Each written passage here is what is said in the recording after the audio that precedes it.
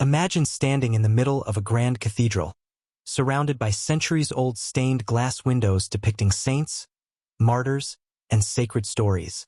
You look up and wonder, how did this all begin? Who were the people who built this church, defended its teachings, and passed on the faith for over 2,000 years?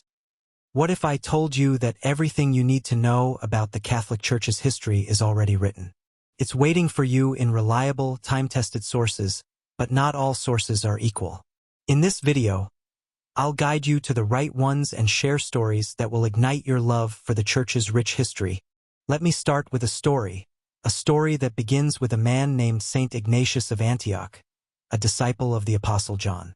Around the year 110 AD, Ignatius was arrested for his Christian faith and sentenced to die in Rome. On his journey to martyrdom, he wrote a series of letters to early Christian communities.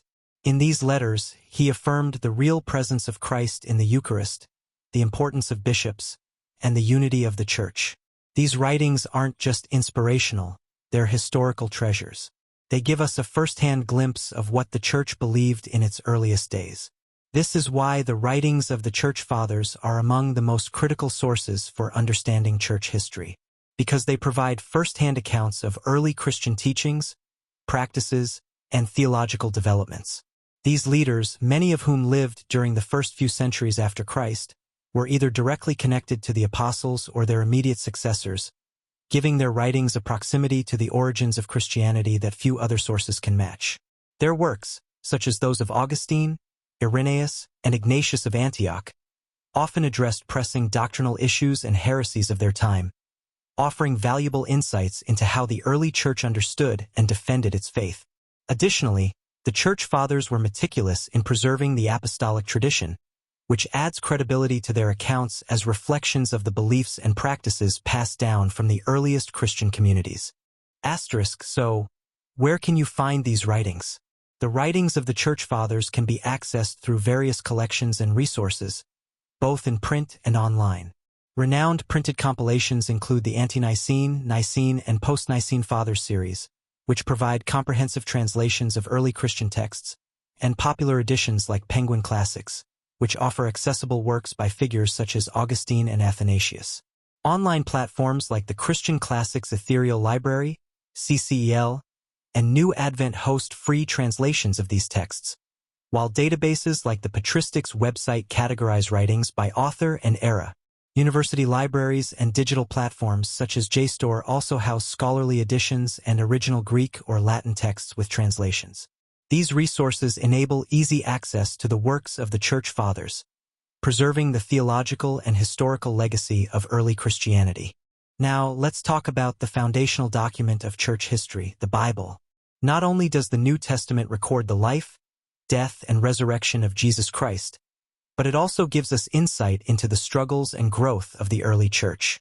For example, the Acts of the Apostles documents the Council of Jerusalem, the very first church council, held to settle disputes about Gentile converts. This tradition of councils continued, shaping the church over centuries. Consider the Council of Nicaea in 325 AD, where bishops gathered to combat the Arian heresy and defend the divinity of Christ. This council gave us the Nicene Creed, which we still recite at Mass today. To study these councils, read their official documents. You can find them in books like Decrees of the Ecumenical Councils by Norman Tanner.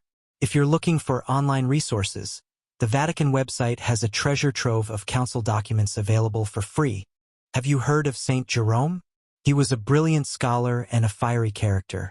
In the 4th century, he dedicated his life to translating the Bible into Latin, a version we now call the Vulgate, which became the standard Bible for the Western Church for over a millennium. This translation not only preserved biblical texts, but also influenced the theological, liturgical, and cultural development of Christianity. Jerome's extensive commentaries on Scripture provide valuable insights into the interpretation and understanding of biblical texts in the early Church, reflecting the theological debates and doctrinal clarifications of his time. By studying Jerome's works and the historical context of the Vulgate, scholars gain a deeper understanding of how the Bible shaped the beliefs, practices, and unity of the Christian Church throughout its history. One famous story tells of Jerome living in a cave in Bethlehem, surrounded by manuscripts, tirelessly working to ensure every word was accurate. He once said, "Ignorance of Scripture is ignorance of Christ." This underscores the importance of going back to the Bible as both a spiritual and historical source. Today, you can explore the Bible alongside tools like the Catechism of the Catholic Church, which provides historical and doctrinal context. A good study Bible, like the Ignatius Catholic Study Bible, can also help illuminate how Scripture fits into church history.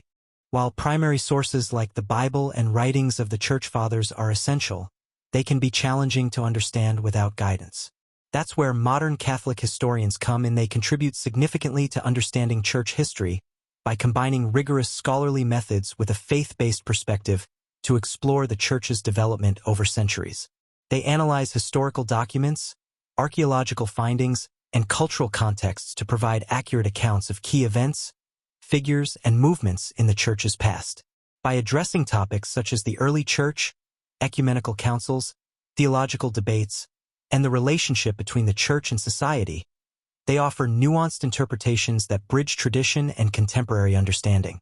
Their work often emphasizes the continuity of the Church's mission while acknowledging its human imperfections, helping believers and scholars alike to appreciate the rich and complex heritage of Catholicism. Prominent Catholic historians have made significant contributions to understanding church history through their scholarly works. Christopher Dawson, in books like The Making of Europe and Religion and the Rise of Western Culture, examined the Church's role in shaping Western civilization. Eamon Duffy's The Stripping of the Altars and Saints and Sinners, A History of the Popes provide rich insights into the English Reformation and papal history.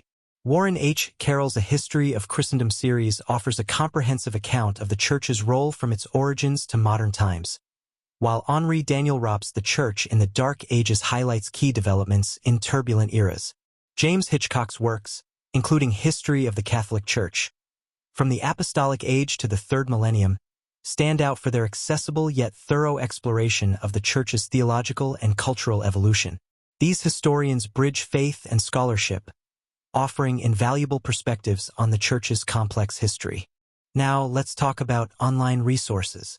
Reliable online tools serve as valuable resources for studying church history by providing access to a wealth of primary sources, scholarly articles, and educational materials.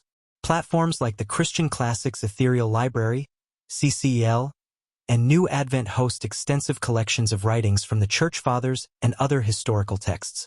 The Vatican's official website offers documents from church councils, papal encyclicals, and archival materials essential for understanding ecclesiastical developments. Academic databases like JSTOR and Project Muse provide peer-reviewed articles and books on church history, while digital libraries such as Internet Archive house rare theological works. Additionally, websites like Catholic Answers and EWTN offer accessible explanations of historical events and church teachings. These tools ensure that both scholars and laypersons can explore the depth and richness of church history with accuracy and convenience. YouTube channels like Bishop Robert Barron's Word on Fire and Dr. Taylor Marshall's content also provide excellent insights. But here's a cautionary note. Not every online source claiming to teach church history is reliable. Watch out for content that misrepresents Catholic teachings or takes information out of context. Always verify the author's credentials and look for sources in line with the Church's magisterium. Now that you know where to find the right sources, I encourage you to take the first step. Pick a topic, maybe the life of a saint, the history of the Eucharist, or the story of a church council, and dive in. Start small, take notes, and don't be afraid to ask questions.